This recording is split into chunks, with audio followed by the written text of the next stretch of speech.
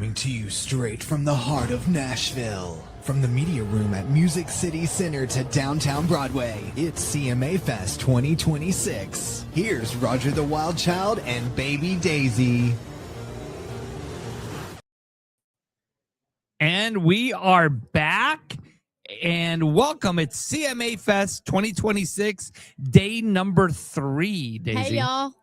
Yeah. And we're going to make it. That's right. That's right. And we got Garrett Bradford in the house. Yes. Thank y'all so much for having me. This is going to be awesome. Our first interview. I'm kind of excited. I've heard a lot of good things. Oh, Sweet. Really? I have. You haven't interviewed with anybody yet? No, I just met with y'all. Oh, okay. I thought I was like special here or something. No, you right? are special. Oh, Yes, well, sir. like, yes, sir. You know, Garrett, what's really special, though, is that your song was on my favorite TV show, Yellowstone, season 3, right? Yes, sir. Season 3, episode 9. My song "This Way of Life" was on there. Yes, sir. And you had a role in season 5? No, it's season 4. So I was an extra in season 4. There's a really cool. Do I have time to tell y'all a quick cool story? Yes, please. So Taylor Sheridan, the guy who created Yellowstone, moved to Weatherford, Texas. I forget exactly what year it was, but it would have been about a year before Yellowstone came out. And when he moved there, he got my number from somebody. And at the time, I was doing a lot of like tree work and land clearing on some of the properties around Weatherford. So he hired me to come do some of that. And then he figured out I played music. And this was, like I said, this was before Yellowstone came out. So he had some success with some great movies like Sicario and Hell or High Water. But he wasn't that household name like he was now. And I'm clueless. I don't know anything. And then this Yellowstone show starts blowing up. And I'm like, oh, my gosh, I think my buddy down the road's like a famous guy, And anyways, it was a couple of years. He would have me come up and play songs when they'd have little parties and things like that. And a couple of years after I knew him, I was sitting on the porch with him. He said, sometimes when people are my friends and they're songwriters, they'll ask if they can write a song for the show. And that's how it all started. That's awesome. That is priceless. I didn't want to ask him for anything because one of the things I noticed is like people were always asking him for stuff, and not that it was necessarily bad or anything, but I kind of noticed, boy, that had to be annoying for everybody to be trying to get something out of you. Right. Yeah, of course. I just kind of tried to play it cool, and it worked out, I reckon. There you go. So what's your next TV gig? Well, I really want to get some stuff. I have a song that was on Landman that I'm not singing that I actually co-wrote with one of my good friends, Julian Rankin. And that's another favorite show of mine. I love that show. It was on in February. Billy Bob Thornton. He's incredible. Oh, dude, he's awesome. And I don't know if you've seen, so obviously I have an inroad, a connection to all the Taylor Sheridan Universe shows, and I'm trying to get songs on any of them that I can, but the new Dutton Ranch series, I really love it. Oh my gosh. I think it might be, I don't know. I don't want to talk out of turn, but I like it more than I liked Yellowstone. That's what a lot of people are saying is it's going to top Yellowstone. I think it could, which is amazing because, like, you know what? Not to take anything away from Yellowstone, but if they can pull that off twice, like, that's iconic. Now, there's no secret that you're a Texan, right? So I guess you are fourth generation. Yes, sir. Yes. So, how was growing up in Texas? Well, it was incredible. I mean, not only just growing up in Texas, but I was blessed enough to grow up on a ranch and get to grow up in the middle of the ranching world and the rodeo world. My family, my parents raised Milton Mary Bradford, but raised a lot of buck and stock too as well, and had a cutting horse auction company. So I got to travel around from the time I was I can remember getting to go around with my parents to rodeos all summer, taking bulls, taking horses, and it was a great way to grow up. And I didn't appreciate it fully. I still don't think I do. The older I get and the more distance I get from, my childhood, I feel even more blessed that I was able to do that stuff. So you were influenced by some good traditional country guys, George Strait, Merle Haggard. I mean, we're talking about old school country. Older than me. Yeah. The songs that influence me are also older than me generally. My dad, I guess I developed that taste from my father, Milt. He's a huge country music fan my whole life.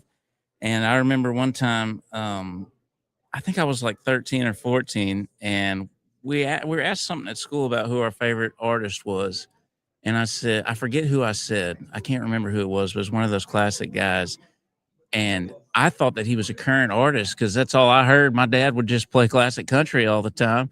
Well, the guy had been dead for like 20 years. I guess like Hank Snow or somebody. I think it was Hank Snow. And I remember they're like, no, like somebody that's living. And I was like, oh, he's not? And it dawned on me, oh, I don't know any new music. But I think that was a really good thing. And my dad wasn't a musician or anything at all, but he definitely loved good country music. That's awesome. So, where are you performing these days? Well, I split my time between here and Texas. So I spend about a month here and a month back in Texas. And when I'm here, I'm generally riding a lot. I'll play at some of the riders rounds and things around town. You can imagine, the folks can probably imagine supply and demand for musicians around Nashville. It's really hard to find good shows. Oh, it is. So when I go back to Texas is where I generally play. And I'm very thankful for the music scene in Texas because you can still go there. You can, make a decent wage playing music and playing country songs. How important is it to you to keep traditional country sounds alive? I think it's like the most important thing because I view it as more, it's deeper than just music. It's cultural. And, there was a Chinese emperor, I forget who it was. I love history. It might have even been Sun Tzu or somebody, one of those famous Chinese thinkers. And he said, if you want to know the condition of your nation, listen to the songs that they're singing.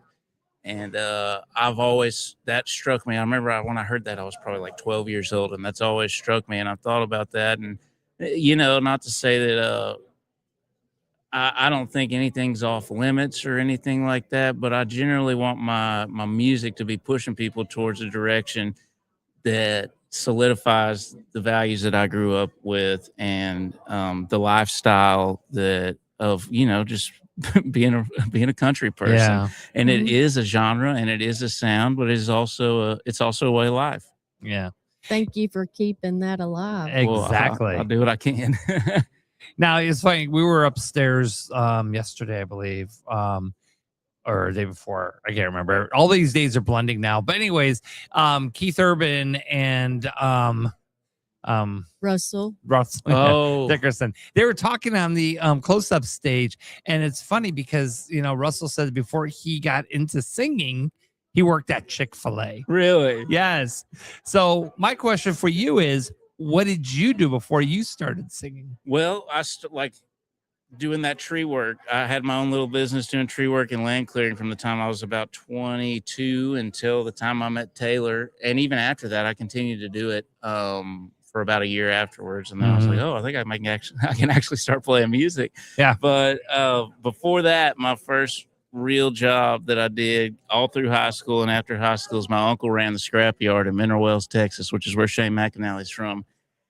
And Mineral Wells, Texas is a beautiful place, but it's got a lot of problems, and it's an interesting place to work at the scrapyard, to tell you the least. So I got a lot of stories from growing up in the suburbs working at the scrapyard.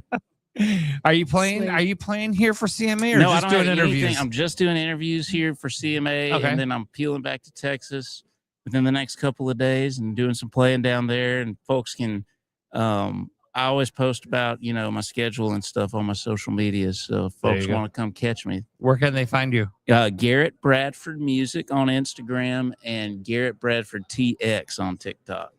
Love it. Yes, Love sir. it. Garrett, awesome. Thank you for stopping by today. Absolutely. Oh, we had so much fun talking to you. It's been a blast. I really appreciate the opportunity. I mean, it means a lot to get to do these interviews to me. Well, I didn't know if I was even... I'm still surprised I'm getting to do this. So. Well, I hope you write a song for Dutton Ranch now. Thank you. Oh, we're putting that in. That's going to happen. Stay tuned for That's going to happen. We're going to, yeah. And if you see Billy Bob Thornton, tell him that Roger the Wild Child says hi. I'll tell him he needs to come do an interview. Yes, there you go. Talk about his music and all that stuff. Mm-hmm. I'll bring the He's whole a music setup. man too. Heck yeah. Yeah, he is. Yeah, he plays and writes, I think. Yeah. So it'd be fun. So, just put it a good word for me. I will. I'll do that. All right. Just for you, Roger. I appreciate we'll go way that. back. All right, guys, we're broadcasting live. We are here at CMA Fest 2026, Music City Center in Nashville.